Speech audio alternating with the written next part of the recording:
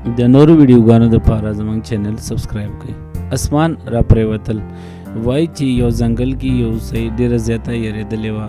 د ډېرې یېرې نه هغه په غار کې پټه شوه. د ځان سره وویل چې دا خو ډېر زیان او باران دی، زه خو ډېره یېرېږم، او همدغسې په غار کې بیا پټه شوله.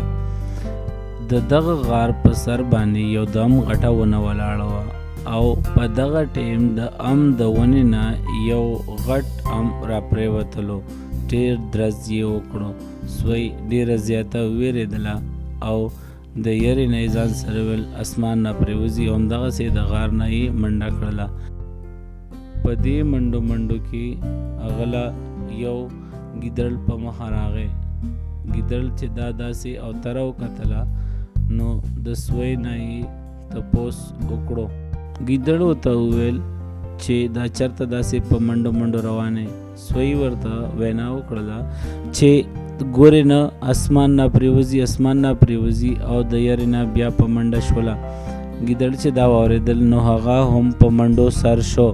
د دې نه پس نور ځناور چې کوم کې زرافه، هاتي، سوی او اس هم ولاړو، هغوی هم د یېرې نه په منډه شو. ګوري چې څه ټیم پس یو ازمری وله مخې له راغی. ازمری ډېر زیات غوسه شو.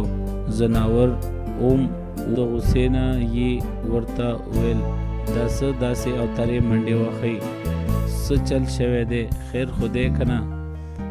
ټولو ځناورو هوسۍ ته وکتل او هوسۍ ورمخکې شوله. هوسۍ ورته وویل چې هلته اسمان راغورځېږي.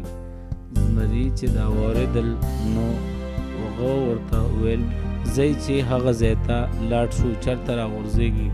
هغې چې دا وکتل چې د غار په سر یو ونه وه او په ټوله قصه پوه شو، نو یو بل ته یې اریان کتل.